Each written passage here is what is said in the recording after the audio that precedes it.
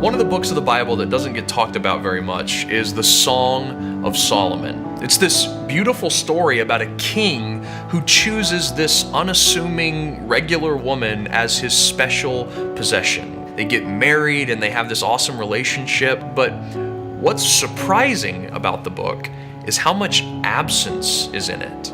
You see, many times in the book, at least 3, the woman is expecting to find the king and he's nowhere to be found.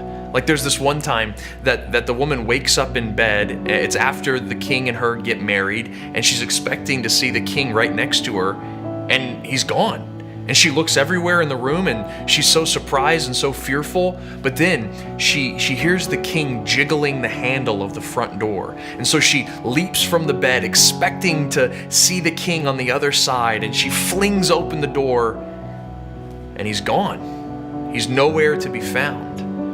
And I don't know about you, but for me, that's so often what my life with God is like. You know, I think I'm gonna find him in worship or in the Bible or in prayer, and I fling open the door hoping to find him there. And then, you know, it just feels like he's not there. He's nowhere to be found. And there's absence in it. And you know, the reason why God's absence hurts so bad isn't because he's our enemy or he's opposed to us or he's far from us. It's actually because he loves us and we love him. It's because we are God's special possession. Because just like the king and the woman that he married in Song of Solomon, they were each other's special possession. We are also God's special possession. And it hurts when the one who possesses us specially is far from us. And that's why I love the end of the book of Song of Solomon, because the woman is once again wandering around the town trying to find the king who's far from her, and some local townsfolk come up to the woman and they ask her, "Why are you looking for the king? Is it really worth all this trouble if he's just going to continue to be absent from you?"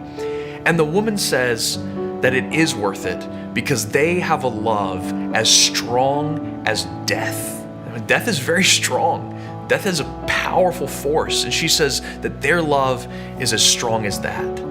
And you know, that's a beautiful picture of how strong God's love for us is, because we know how valuable something is based on how much we spent to obtain it. The things that we own, our possessions, depending on how much money we spent for them, that's how valuable they are to us. If you spend a lot of money on something, it's a super valuable possession. If you don't spend much money on something, it's probably not that valuable of a possession.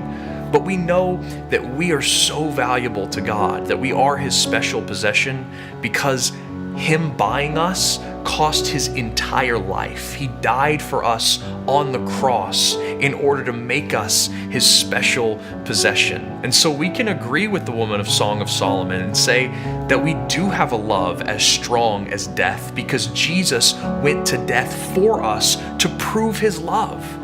But you know, I gotta say, we have one up on the woman from Song of Solomon, because we actually have a love that is stronger than death. Because Jesus didn't just go to death for us, he actually defeated death through his love and through his power in his resurrection.